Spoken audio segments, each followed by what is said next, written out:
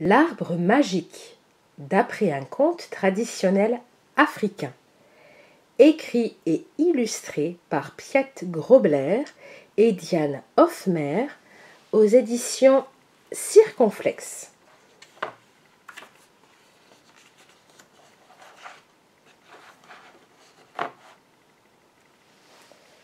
Il y a de cela fort longtemps, un vent sec balayait les plaines d'Afrique. Pas la moindre goutte de pluie. L'herbe se ratatinait, les arbres mouraient. La terre était aussi desséchée qu'un vieux morceau de cuir. L'éléphant, la girafe, le zèbre, le singe et la tortue erraient comme des âmes en peine sur la terre craquelée, à la recherche de la moindre nourriture.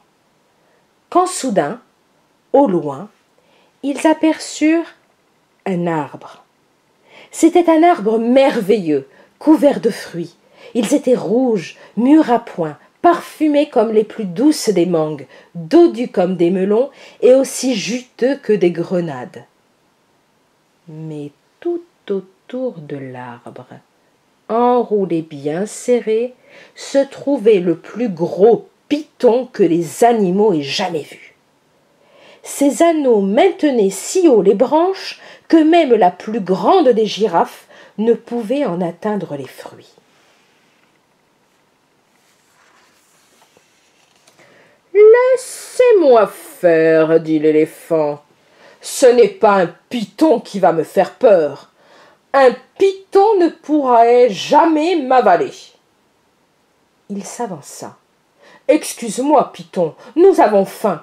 Si ça ne te dérange pas, pourrais-tu te dérouler pour que nous puissions atteindre les fruits ?»« Pas avant que vous m'ayez dit comment s'appelle cet arbre. »« C'est absurde, dit l'éléphant.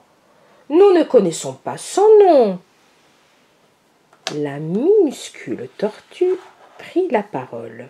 « Mon arrière-arrière-grand-mère m'a parlé de cet arbre. Seul le roi de la jungle connaît son nom, mais il habite loin d'ici. »« C'est moi qui cours le plus vite de vous tous, dit le zèbre. J'irai. » Ainsi, le zèbre détala à fond de train sur le terrain sec et chaud. Il courut sans s'arrêter et arriva finalement à un abri ombragé où le roi se prélassait au frais, sa crinière magnifiquement gonflée et sa queue soigneusement repliée. « Grand roi, dit le zèbre, nous avons faim. Nous avons trouvé un arbre qui porte des mangues, des melons, des grenades, tout sucré, mais le python ne nous laissera en manger que lorsque nous lui aurons dit le nom de l'arbre. » Le lion ouvrit un œil. Il n'aimait pas être dérangé pendant sa sieste. « Un arbre à mangue, melon, grenade ? Le nom de cet arbre est Bojabi. » Puis il poussa un gros soupir et se rendormit. Le zèbre baissa la tête et revint ventre à terre. Il était si préoccupé par sa vitesse qu'il trébucha sur une racine et tomba. « Comment s'appelle cet arbre ?» demandèrent les animaux bruyamment. « Le nom de l'arbre est... » Le zèbre secoua la tête, essayant de se souvenir. « Le nom de cet arbre est... Bongani. » Bien sûr, ce n'était pas ça, et le python refusa de bouger.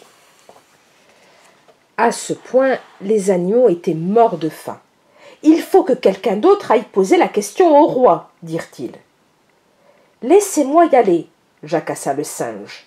Je suis plus malin que le zèbre. Moi, je me souviendrai du nom. » Ainsi, le singe se mit à galoper sur la terre brûlante, se balançant en branches des arbres secs sans cesser de caqueter.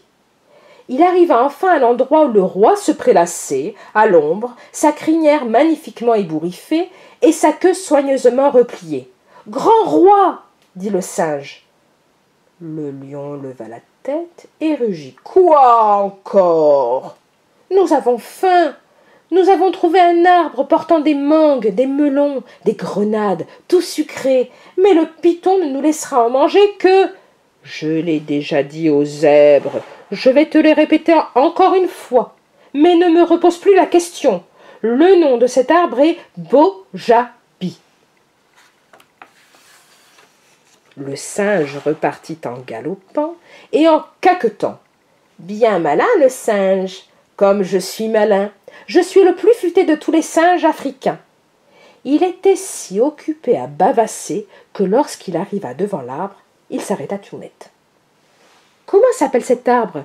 demandèrent les animaux en gémissant. « Le nom de l'arbre est... » Le singe secoua la tête, essayant de se souvenir. « Le nom de l'arbre est... Munjani !» Bien sûr, ce n'était pas ça, et le python refusa de bouger. L'éléphant se mit en avant. « J'irai, les éléphants n'oublient jamais !» Ainsi, il alla de son pas pesant sur la terre brûlante et desséchée. Le roi était maintenant bien réveillé. Sa crinière était en désordre, et il remuait la queue de façon saccadée. « Grand roi, dit l'éléphant, nous avons faim, nous avons trouvé... »« Je sais, et vous voulez savoir le nom de l'arbre. Je l'ai dit aux zèbres, je l'ai dit aux singes, et je vais te le dire, mais c'est la dernière fois. Cet arbre s'appelle Bojabi.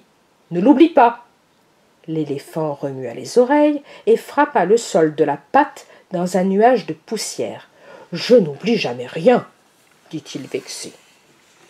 Pendant tout le chemin du retour, il remuait les oreilles et marchait d'un pas lourd. « Ça alors, moi, oublier, moi, quelle ignorance, ce lion! Je peux me rappeler toutes les rivières d'Afrique, toutes les étoiles du ciel, tous les insectes de la terre. » Il était tellement occupé à se rappeler tout cela que lorsqu'il arriva devant l'arbre, il s'arrêta brusquement. « Comment s'appelle l'arbre ?» demandèrent les animaux d'une voix rauque et à peine audible. « Le nom de l'arbre est... » L'éléphant secoua la tête. « Le nom de l'arbre est... une famille !» Bien sûr, ce n'était pas ça, et le python refusa de bouger. La minuscule tortue prit la parole. « Laissez-moi y aller. » Les autres animaux se moquèrent d'elle. « Tu es bien trop petite et bien trop lente, dirent-ils. »« Mais je sais comment me souvenir, dit la tortue. Mon arrière-arrière-grand-mère me l'a appris. » C'est ainsi que la minuscule tortue se mit en route sur la terre brûlante et desséchée, avançant d'un pas lent. Quand, enfin, elle arriva à destination, le roi faisait les 100 pas, sa crinière en bataille et sa queue frappant l'air. Le lion lui jeta un seul coup d'œil et rugit. « Je sais ce que tu es venu chercher !» Je l'ai dit aux zèbres, je l'ai dit aux singes, je l'ai dit à l'éléphant, et maintenant je ne te le dirai pas. Je ne te dirai pas que le nom de cet arbre est Bojabi. La minuscule tortue s'enfuit discrètement sans dire un mot. Elle se répéta Bojabi. Pour toi Bojabi, pour moi Bojabi, comment faire tomber de l'arbre le fruit? Bojabi, Bojabi, Bojabi. Pendant tout le chemin, elle se chanta cette chanson. Comme elle marchait lentement et prenait plein de précautions, elle ne trébucha pas, ne se cogna pas et n'oublia pas. Pour toi Bojabi, pour moi Bojabi, comment faire tomber de l'arbre le fruit? Bojabi, Bojabi, Bojabi. Au moment où le python entendit ces mots, il se déroula et partit en ondulant.